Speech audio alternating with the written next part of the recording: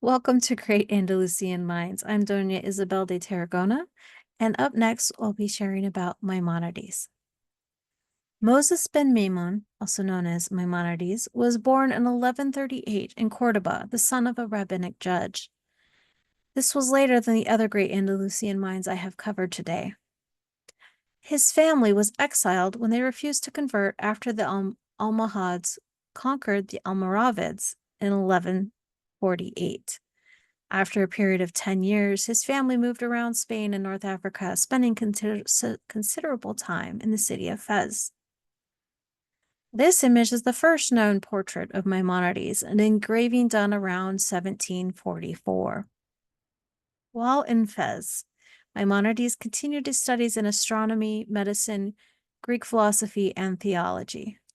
He also undertook a consolidation and simplification of the Hebrew laws in an effort for them to be more easily understood. His Judeo-Arabic commentary on the Mishnah Torah was started here from 1166 to 1168. This was aimed at a popular audience. When Fez was no longer safe, Maimonides and his family traveled around the Mediterranean, settling in Fustat, Egypt, also known as Old Cairo. There he published the commentary, followed by the larger Mishnah Torah 10 years later, which was quite controversial and with some rabbinical groups prompting much correspondence. One of the works within the Mishnah Torah was the elucidation of the letter of charity, where motivation for donation has ethical implications, with the highest levels incorporating anonymity and empowerment, minimizing shame and maximizing dignity. His writings expand well beyond this, which I cannot begin to summarize here. This image reflects each level of giving, starting from the bottom, going to the highest. The bottom is giving reluctantly, doing so out of pity or obligation, not genuine desire. Slightly more moral is giving less than you should, but cheerfully, giving a smaller amount willingly, but not to your full capacity. Giving after being asked, providing aid only after the recipient requests it. Giving before being asked, anticipating the need and giving proactively. Giving anonymously to a known recipient. The giver knows who receives, but the recipient doesn't know the giver. Giving anonymously to an unknown recipient. The donor doesn't know the recipient, and the recipient doesn't know the donor, often via a charity fund or similar. Giving when neither knows the other. Anonymity for both parties, preventing shame and ego.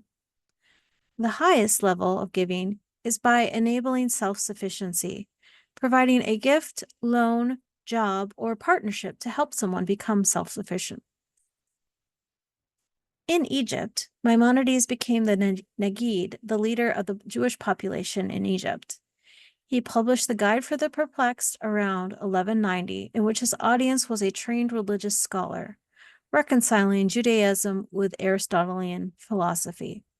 He also wrote other books on theology, including several tractates of the Talmud and over 600 responses to critical correspondence.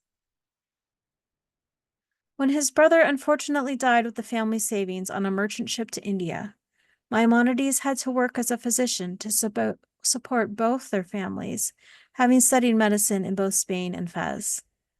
Once his reputation grew, he was appointed as court physician to the chief secretary to Sultan Saladin, and then to Saladin himself. It was also reported that he turned down an invitation during the Third Crusade by Richard the Lionhearted to be his personal physician. He continued as a court physician to the Ayyubid dynasty after Saladin's death. In addition to his translations and work on Hebrew law, Maimonides wrote copiously on medicine in the humorism tradition of Galen Greek and Arabic medicine. He combined his own observation and experience with citations of Hippocrates, Aristotle, Rhazes of Persia, Al-Farabi, Ibn Zur, and others. His 10 medical treatises are available in English translation and center preventative medicine. Similar to his work with the Mishnah Torah, Maimonides compiled extracts from Galen's writings from over 100 books down to a small work aimed at a medical student audience. He also tackled Hippocrates, adding his own commentary, as well as Greco-Persian medical writers on topics ranging from anatomy, physiology, symptoms and diagnosis, etiology of disease, therapeutics, fevers, bloodletting, laxatives and emetics, surgery, gynecology, hygiene, bathing, diet, drugs, and more. Other of his medical treatises focused on specific afflictions, likely written for members of the court, such as hemorrhoids, sexual potency, asthma, and fits due to overindulgence. His work on poisons and antidotes was used as a textbook throughout the Middle Ages. He also wrote a health regimen in 1198 to advise the young Sultan, the son of Saladin. Like other contemporary health regimens, he focused on hygiene, diet, and medicine when a physician is not available. He emphasized a healthy mind, healthy body, and provided guidance on climate, home, bathing, wine drinking, etc. His last medical book was a glossary of drug names, which translated between Arabic, Greek, Syrian, Persian, Berber Amazigh, and Spanish.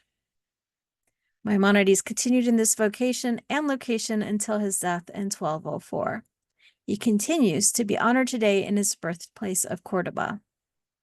This image is a picture of a sculpture of his likeness in Cordoba. He's also memorialized as the Maimonides Medical Center in Brooklyn, which bears his name. Thank you for exploring the great Andalusian minds with me today. I hope you enjoy the event.